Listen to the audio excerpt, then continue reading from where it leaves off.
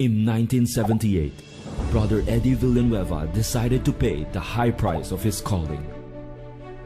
From his 15 students, the Jesus is Lord Fellowship was born, and it has not stopped growing since then. In schools, out on the streets, in homes, even in workplaces, both in the provinces and in the cities, in the Philippines and overseas, the movement born in the heart of God has always been unstoppable. We will evangelize, we will disciple, we will teach, preach, and reach all peoples, regardless of race, status, belief, and religious affiliations, through the saving, healing, and delivering power of the Lord Jesus Christ.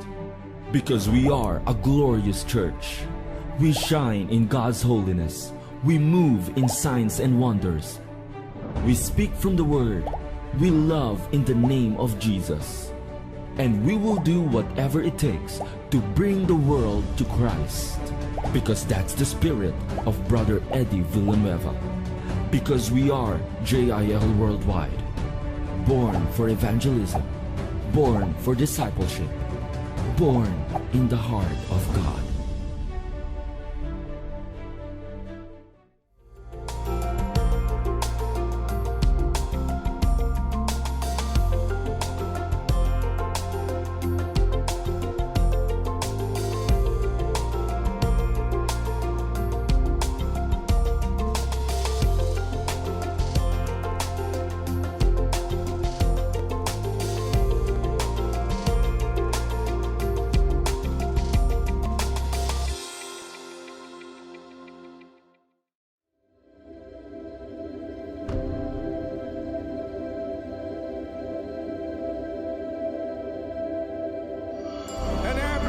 Agree and say, our God is not dead. Our God is not dead. Jesus is alive. Jesus is alive. Jesus Christ, Jesus Christ, the Son of the living God, the Son of the living God, is Lord is Lord over the Philippines, over the Philippines, over Asia, over Asia, over America, over America, over Africa, over Africa, over Australia, over Australia, over Europe. over Europe. Jesus Christ, Jesus Christ, Son of the living God, Son of the living God, is Lord is Lord all over the earth.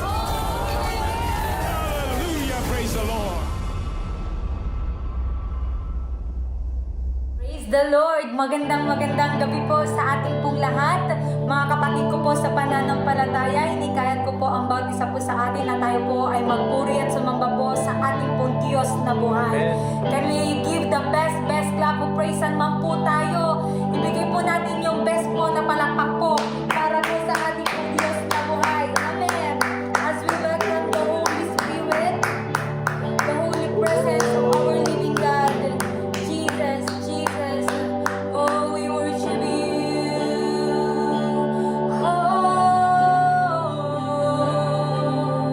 Oh, Jesus, oh, lift your name on high.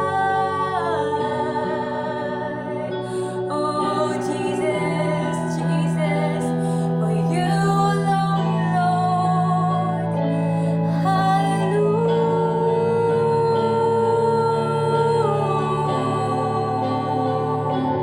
Oh, Jesus, oh, we worship you. Oh, we worship you, my King. As we lift your name, oh, Jesus, oh, to you. Praise the Lord! Tayo pong lahat po ay pumalakpak po para po sa ating po Diyos na buhay.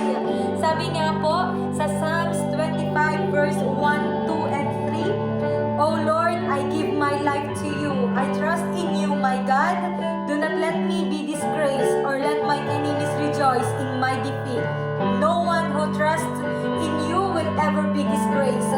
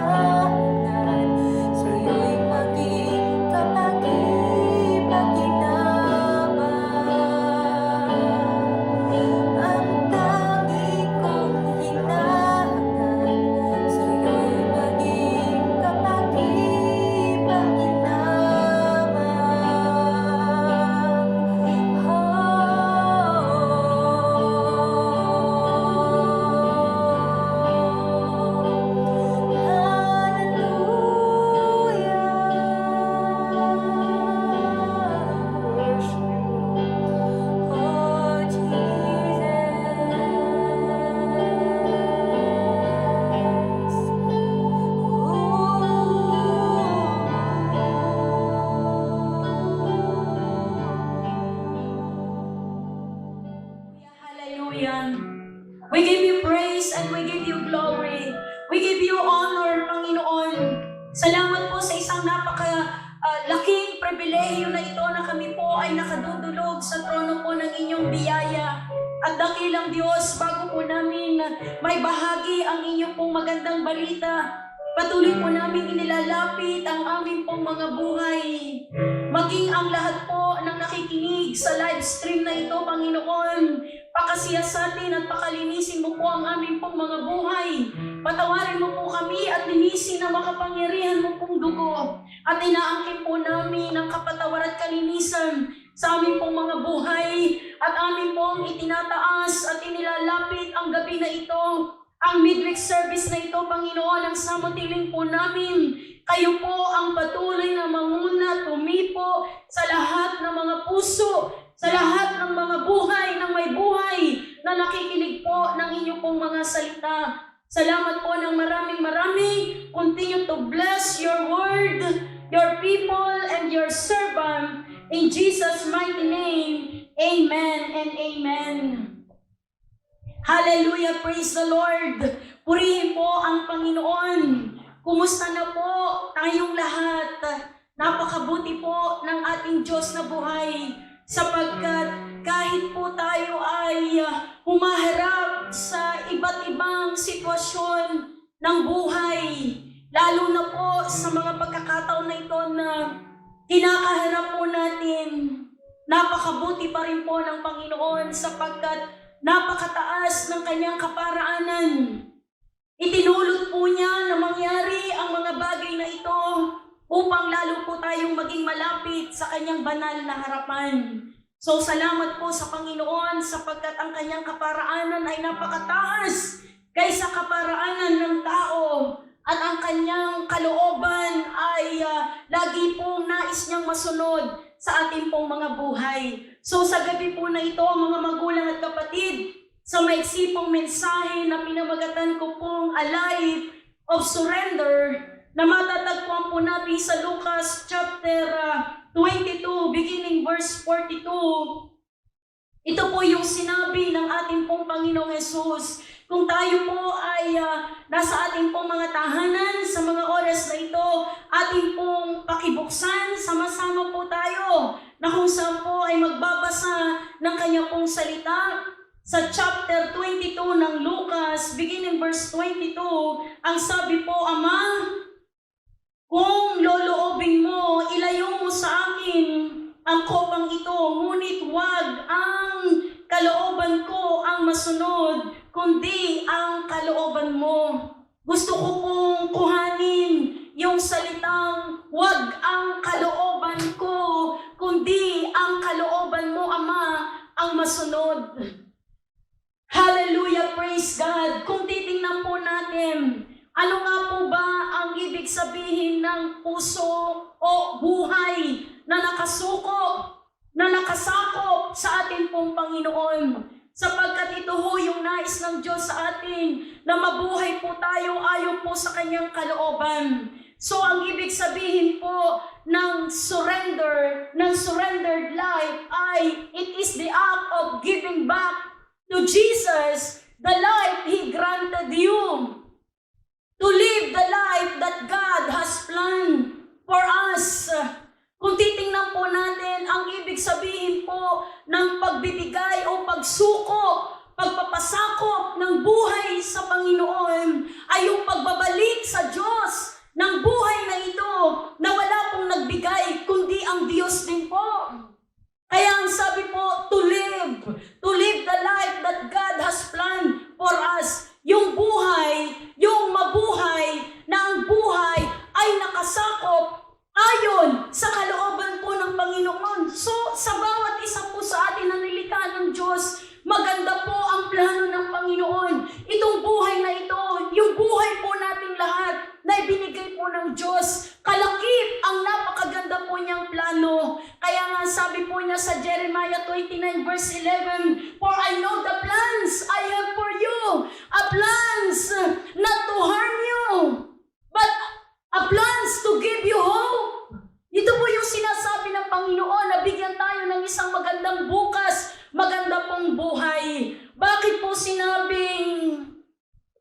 isang buhay na nakasuko. Bakit po kinakailangan ang buhay nating ito na binigay po ng Diyos ay kailangan pong nakasako po sa Panginoon? Ang sabi po ng 2 Timothy chapter 3 beginning verse 1 to 6, ito daw yung mga karakteristik ng mga tao sa huli pong panahon. Tayo po ay nasa huling panahon na. Ang sabi po, ito daw yung karakteristik, ito daw yung mga magiging ugali ng mga tao sa huling panahon. People will be lovers of themselves. Magiging makasarili, mamahalin ang mga sarili, iibigin ang sarili. Magiging lovers of money, boastful, proud, abusive, disobedient to their parents. Sa mga huling panahon daw po, marami ay magiging suwail sa kanilang mga magulang, ungrateful, unholy. In verse 3, without love, magkakanya-kanya tayo ng lakad, magkakaroon tayo ng, kung titingnan po natin yung galit sa ating pong mga puso, unforgiving, slanderous, without self-control, brutal, not lovers of the good, hindi na po ikinatutuwa o kinaiibig ng marami ang paggawa ng mabuti, magiging rash, conceited, lovers of pleasure rather than lovers of God. Hindi na, marami na daw yung tatalikod sa pagkilala sa ating pong Panginoon. Malilimutan na yung ginawa ng Diyos sa ating pong mga buhay. And verse 5, having a form of godliness but denying its power. Kaya ito po yung nakakatuwa po at nakaka-bless yung sinabi ng Panginoong Hesus, Ama, wag ang kalooban ko ang maganap, kundi ang kalooban mo ang maganap sa aking buhay. Bilang tayo po, mga magulang at kapatid, binigyan ng buhay ng Diyos. Pero ang lakip po nito ay mabigyan din po tayo, mabuhay po tayo ayon sa kanyang kalooban. Kasi nga po, sa huling panahon, ang sabi rin ng 1 Timothy chapter 4, verse 1, the Spirit clearly says that in latter times, some will abandon the faith and follow deceiving spirits and things taught by demons. Marami daw sa huling panahon, marami ang tatalikod sa pananampalataya at susunod sa itinuturo ng mga demonyo. Marami ang susunod kaysa katuruan ng banal na kasulatan. Kaya kung titingnan po natin, nakakalungkot man pong isipin, naalala ko po yung laging sinasabi ng ating minamahal na spiritual director, Bishop Brother Eddie, yung dalawang words ng ating pong Panginoong Hesus, yung sinasabi pong the bitterest words of Jesus and the sweetest words of Jesus. Yung isang salita ng ating Panginoong Hesus na napakapait na maririnig daw po natin pagharap po natin sa Panginoong Hesus. Ang sinasabi pong bitterest words of Jesus ay yung po sinasabi sa Matthew chapter 7 beginning verse 21 hanggang 23. Ang sinasabi po dito, hindi lahat ng tumatawag sa akin ng Panginoon ay papasok sa kanyang kaharian, kundi but only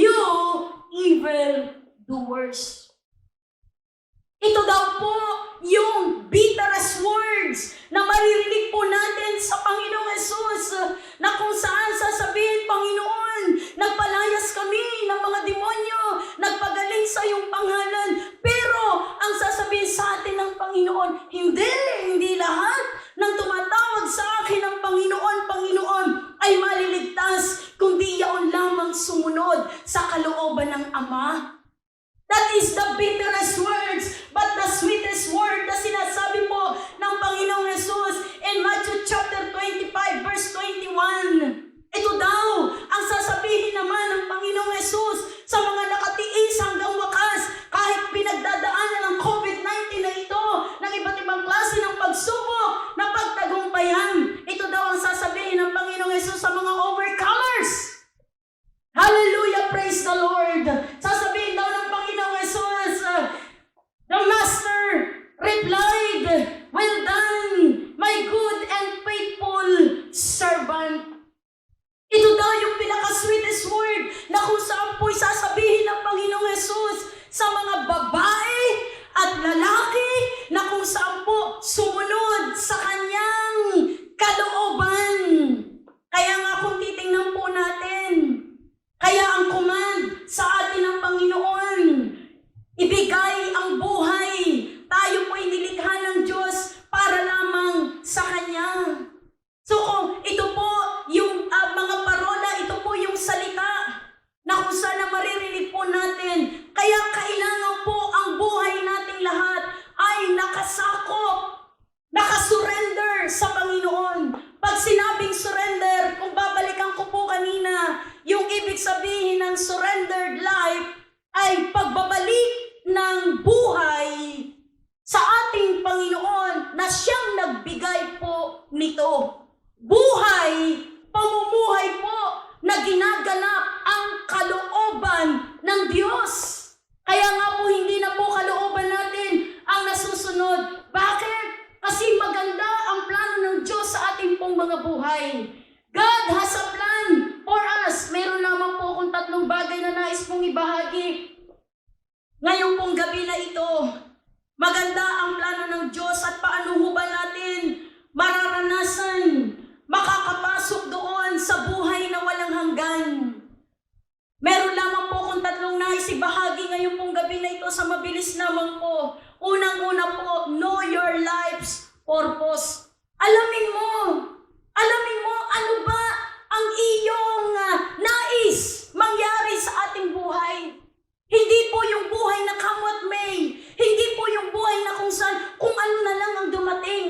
Ang lawak at ang laki ng magandang plano ng Diyos sa atin. Hindi may pagkakaila. Kaya nga binigay ng Panginoon ang kanyang kaisa-isang anak at ang sino mang sasampalataya sa kanya ay hindi mapahamak. Ito po yung isang major na plano ng Diyos sa atin. Yung makapasok tayo doon sa heaven, sa buhay na walang hanggan. Maranasan po natin yung buhay na ibinigay sa atin ng Panginoon. Alamin daw natin, bakit ba ako nabubuhay? Alamin daw natin, bakit, ano ba yung magandang plano ng Lord sa aking buhay? Kung paano po natin dapat alamin ang magandang plano ng Diyos sa ating pong mga buhay. Unang-una, we need to know the time.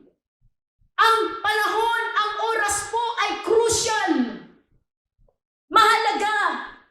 Mahalaga po nating malaman yung time. Ano pong ibig sabihin ng time? Ito yung oras na po para mag-concentrate. Ito na po yung oras para yung buhay po natin totally surrender sa Panginoon. Ito na rin po yung tamang oras para talikuran ang mga bagay na mali na siyang nagiging hadlang upang hindi po maabot ng Diyos yung ating pong mga dalangin.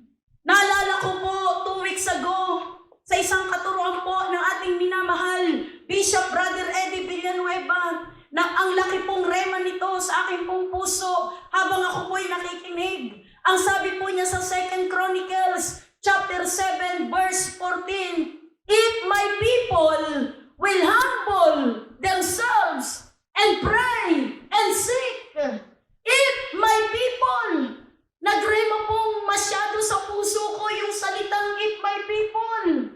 So ang pinatutungkulan po dito, if my people. Sabi nga po ni Kuya Ed, hindi ito sa mga tao ni Satanas. Ito ay sa tao ng Panginoon. Sa mga nakarinig na po ng kanyang salita. Sa mga nakarinig na po, kaya si Timothy, verse 1, meron po siyang paalaala, in the latter days, marami ang manlalamig, marami ang tatalikod, marami ang mahuhumaling sa gawa ng mundo. Marami ang mahuhumaling, kahit mananampalataya ay mahuhumaling sa maraming alok ng mundo. At ito pong COVID-19 na ito, walang pinili, mahirap o mayaman, mananampalataya man o hindi. Ang mensahe po nito is a great awakening. Is a great awakening. Isang tanong po, tatlong tanong. Sa mga believers and non-believers, kung meron man po, sa pagkakataon po nito, napakahalaga po ng tatlong tanong na ito. Before dumating ang COVID-19, kung tayo'y mananampalataya o hindi mananampalataya, ano po yung sitwasyon natin? Nasa ang sitwasyon po tayo nung dumating ang COVID-19 na ito? Pangalawang tanong, noong kinakaharap na po natin ang COVID-19 na ito, ano naman ang ating reaksyon? Ano po yung reaksyon natin nung kinakaharap at narito na po tayo ngayon sa sitwasyon na ito ng COVID-19 na ito? Ano ang ating mga reaksyon?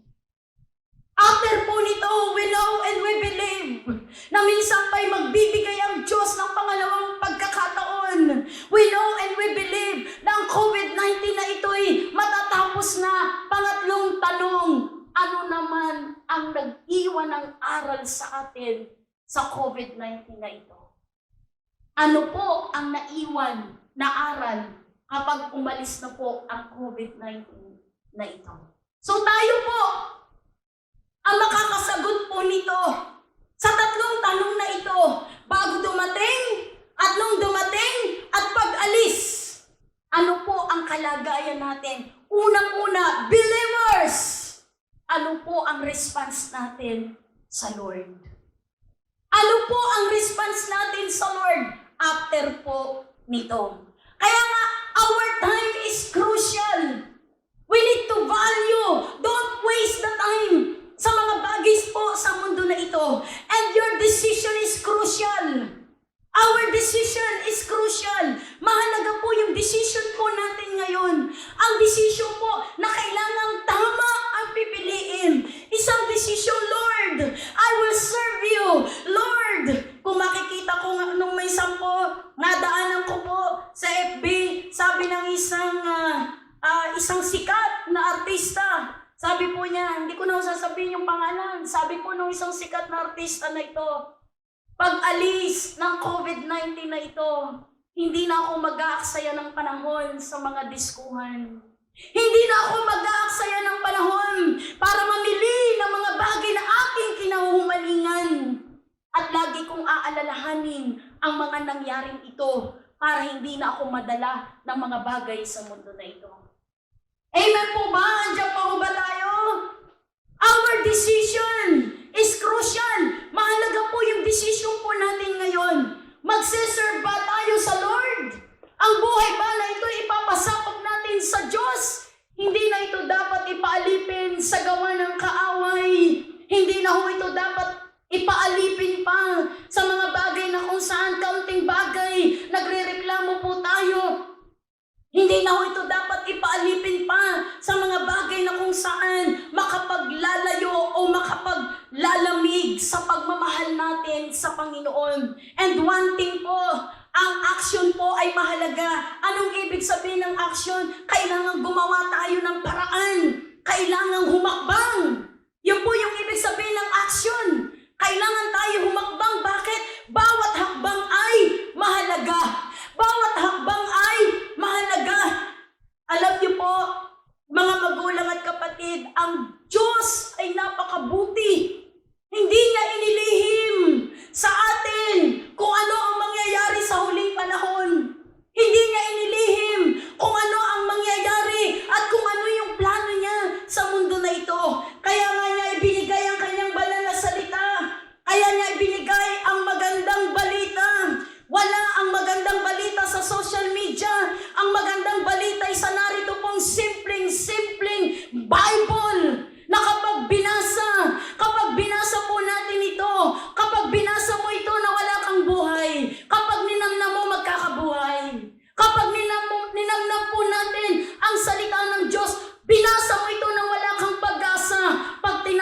ito, makakatanggap ka ng pag-asa. Amen? So action is crucial. Ano yung action na dapat po natin gawin? Ang COVID-19 po na ito ay isa pong halimbawa sa mangyayari po sa huling panahon. Sa tuwi-tuwi na po na nakikita ko ng mga militar, ang mga pulis, kalat sa labas, nagkukontrol. Sabi ko po, minsan nagkaroon po ko ng reflection sa huling panahon. After rapture o bago mag-rapture, matindi ang magiging kalagayan ng mundo na ito pag hindi ho tayo nagbago at nagsisi.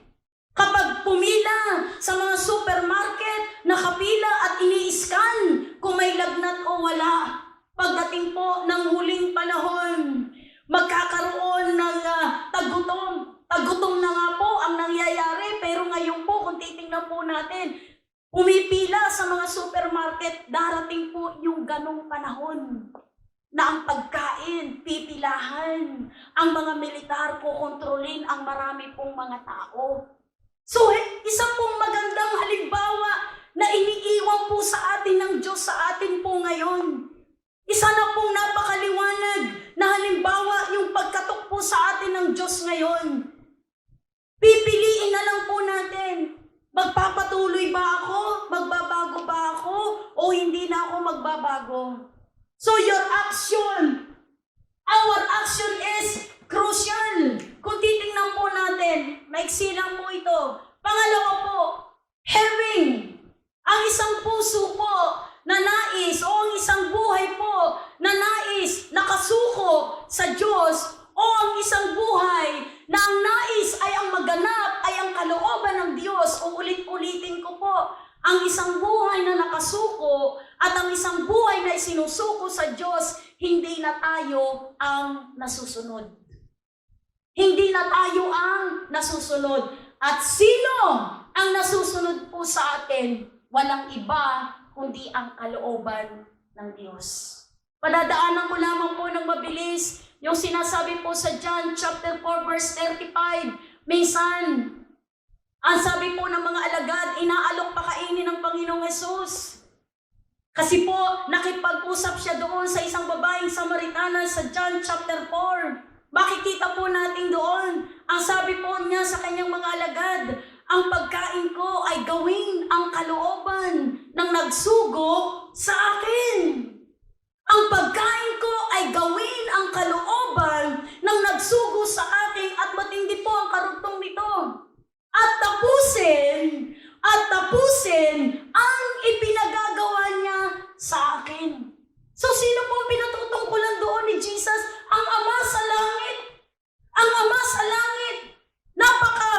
Sarap pong namnamin na tapusin ang ipinagagawa ng Ama sa Kanya. Even we Christians, ito rin po yung dapat maging pintig ng ating pong puso. May malaki po tayong assignment.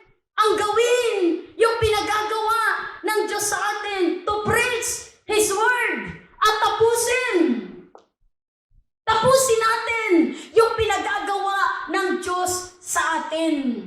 Tapusin. Kaya ang sabi po dito sa pangalawa ko pong inihanda, by having an unwavering commitment.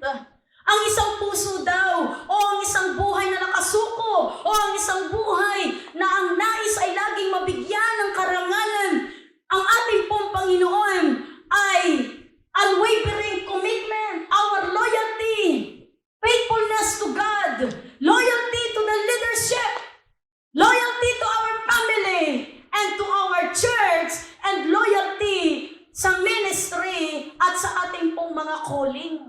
So hindi na ho ito yung momento, hindi na po ito yung moment na lamigin, hindi na ho ito yung moment na tampuhin, hindi na ho ito yung pagkakataon o yung oras na hinain, laging nanlulupaypay. Arise! People of God, arise! Ito yung panawagan at katok ng Diyos sa atin. Sapagkat ang sabi ng Bible, hindi niya tayo iiwanan, hindi niya tayo pababayaan. Sabi nga po lagi ko po itong binabanggit because ako po sa tuwing pinapakinggan ko po ang ating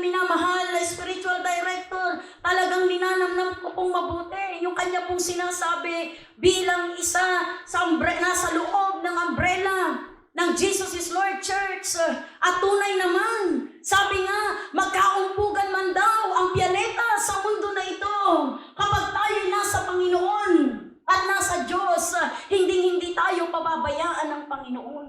Dahil ang Biblia, punong-puno ng kanyang pangako. So, unwavering commitment, kahit anong nangyayari, kahit po anong nangyayari po, mga magulang at kapatid, sa mga sitwasyon po natin ngayon, unwavering. Ibig sabihin po ng unwavering commitment, a commitment that will not be changed and affected by time or circumstances. Hindi naaapektuhan, hindi mababago, hindi matitinag yung pananampalataya natin, yung commitment natin sa Lord. Hindi maaapektuhan ng COVID-19, hindi maaapektuhan ng mga fake news. Lagi po maraming nagpo-post ng iba't ibang mga negative na mga news, pero sabi ko nga po, mas malaki ang Diyos nating pinaglilingkuran. Mas malaki ang Diyos nating pinaglilingkuran. Pangatlo po yung sinasabing be connected to our God. Ito na po yung panahon na kung saan tanungin nga po natin yung ating po mga sarili. Tanungin nga po natin yung ating po mga sarili. Tayo po ba'y nakakonect sa ating pong Panginoon? At dito po natin makikita ang tao daw na disconnected sa Diyos has no fear to commit sin. Dryness, isolated, backsliding, complacent, at forsake, kinalimutan na ang kanyang calling, ang kanyang panawagan. Ito daw yung mga sign ng mga taong disconnected sa Diyos. Uulitin ko po, hindi na ho ito yung panahon para tayo lumamig sa pananampalataya. Ito na ho yung panahon para bumangon. Ito na ho yung panahon kung tayo man ngayon lamang nakapakinig ng ganitong message ng salita po ng Panginoon. Ang nais ko pong iwan sa iyo, kapatid, kaibigan, mahal na mahal ka ng Diyos at meron siyang magandang plano sa iyong buhay. Huwag nang ipagpabukas at makikita po natin ang sign ng isang tao na connected sa Diyos. Excited siya to worship God. Excited. Kahit po online ang service natin, excited tayo makinig, makita yung mga kapatiran po natin through chat o through sa online po natin sa Zoom. Naroon po yung excitement sa puso natin, sumamba sa Diyos. Excitement natin, makinig ng kanya pong mga salita. And with a repentant heart, lagi pong yung puso natin, buhay natin, lagi po natin pinapasiyasat sa ating pong Panginoon. Ito daw yung mga sign ng mga taong connected sa Diyos. Pero kapag ang puso natin tumitigas, delikado na po. Delikado na po. At serving with joy. Meron po tayong kagalakan na maglingkod. Meron po tayong kagalakan na maglingkod po sa ating pong Panginoon. So purihin po ang Diyos. Magwawakas po ako sa isang verse. Sa Galatians chapter 2 verse 20. Ang sabi po doon sa Galatians chapter 2 verse 20, hindi na ako ang nabubuhay, kundi si Kristo na ang nabubuhay sa akin. Sinabi po ito ni Pablo. Kung titingnan po natin at kung siya man ay nabubuhay sa katawan na ito, magbibigay pa rin siya ng karangalan sa ating pong Panginoon na siyang unang nagmahal sa atin. So panawagan, isang katok, isang pagpapaalala sa ating pong lahat, pagbabalik tanaw sa buhay po natin bilang tayo po'y mga tagasunod ng ating pong Panginoon. So yung magkaroon ng taas or level, yung pagtaas ng level ng ating pong pananampalataya, paglilingkod, hindi mawiwave, hindi matitinag. So ang buhay na nakasako po sa Diyos, walang dapat ipangamba. Ang isang buhay po na nakasuko sa ating pong Panginoon, walang dapat ikatakot. Sapagkat kapag ang Diyos, kung mabubuksan po natin ang lumang tipan hanggang sa bagong tipan, wala po tayong nakitang ang Diyos ay nagpabaya. Wala po tayong nakita ng Diyos ay nagpabaya. So, tama po yung sabi po ni Haring David, mula sa kanyang pagkabata at ngayon ay matanda na. Wala siyang nakita na sa mga naglingkod sa Diyos ay naging hampas lupa. At wala siyang nakita na sa mga sumunod sa Diyos ay pinabayaan ng ating pong Panginoon. Hinagip ko po yung mula bata at ngayon ay matanda na. So naniniwala po tayo doon dahil mula pa po sa buhay nung kalabanin po niya si Goliath at hanggang siya'y tumanda, ang sigaw pa rin ng kanyang puso ay yung kabutihan ng ating pong Panginoon. Mga magulang at kapatid, sa mga pagkakataon po na ito, tanawin po natin yung magandang plano ng Diyos sa ating pong buhay. Yung magandang plano ng Diyos sa ating pong buhay na hindi para tayo saktan, kundi para bigyan tayo ng buhay na ganap, buhay na kasiyasiya, buhay na naka-align sa kanya pong kalooban. Kaya sabi rin nga po ng Biblia, huwag ipagmalaki ang bukas sapagkat ang Diyos lang ang may hawak ng ating pong buhay at ang Diyos lang ang may hawak ng araw po ng bukas. Lagi pong ang mahalagay ang ngayon, yung ngayon. So bago po ako manalangin sa pagkakataon na ito, kung meron man po sa ating kalagitnaan o nanonood po sa oras na ito, kung ikaw man ay baguhan o ngayon ka lamang nakapakinig sa ganitong gawain, hinihingi ko sa pagkakataon na ito, saan ka man naroroon, ay sumunod ka sa isang maiksing panalangin na ito. Itaas mo lang ang iyong kamay, ang iyong kanang kamay tungo sa langit, and believe na si Jesus ang tagapagligtas at sa kanyang pangalan kapag iyong tinanggap, ikaw ay maliligtas. Huwag mo nang ipagpabukas sapagkat ngayon na ang araw ng kaligtasan. Tutulungan kita sa isang maikling panalangin ng pagtanggap. Ulitin mo lang ang panalangin aking babanggitin. Dakilang Diyos, ako po'y lumalapit, nagsusumamo, inaamin ko po ang aking mga kasalanan simula sa pagkabata hanggang sa kasalukuyan.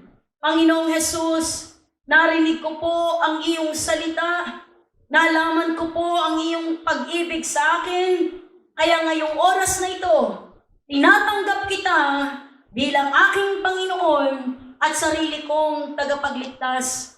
Isulat mo na po ang aking pangalan sa aklat ng buhay sa langit. Salamat po Panginoon, ako na lamang pong mananalangin. Dakilang Diyos, unang-una po namin inilalapit sa oras na ito ang mga babae at lalaki na tumanggap sa iyo saan man sila naroroon. Naniniwala po kaming hinipo mo ang kanilang mga puso, ang kanilang mga buhay.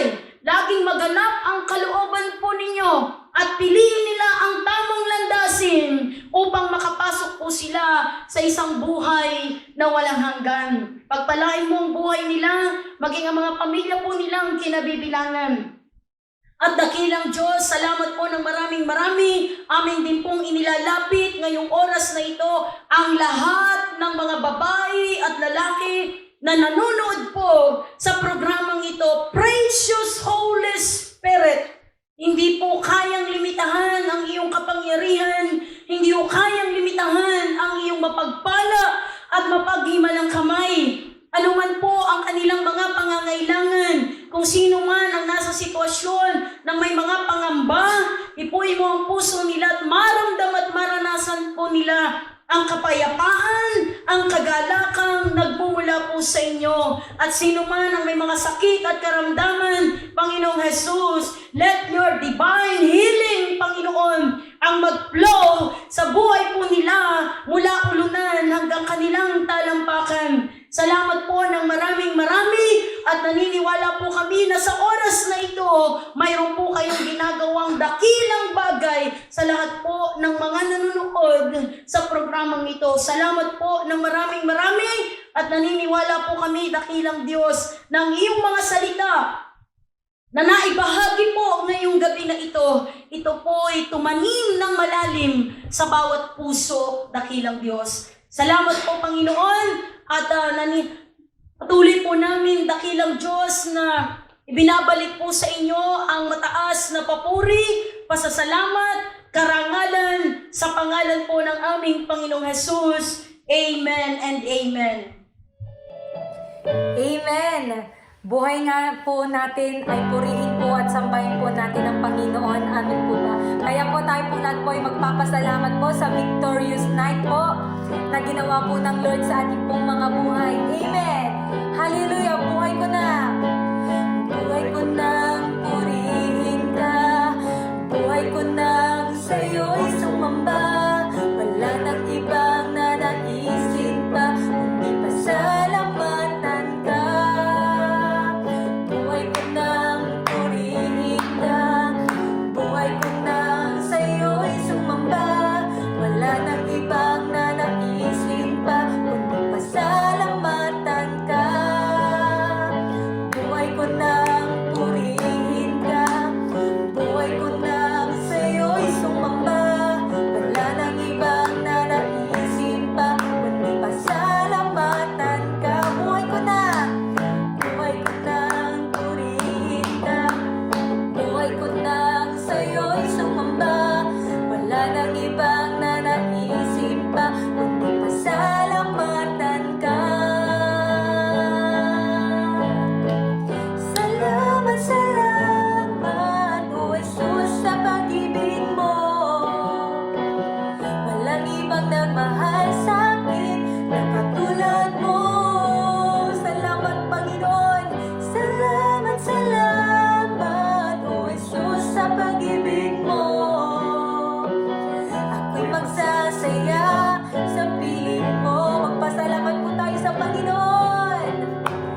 Salamat, salamat, O Jesus, sa pag-ibig mo. Walang ibang nagmahal sa'kin na katulad mo. Salamat, salamat, O Jesus, sa pag-ibig mo. Ako'y magsasaya sa piling mo. Sing buhay ko na.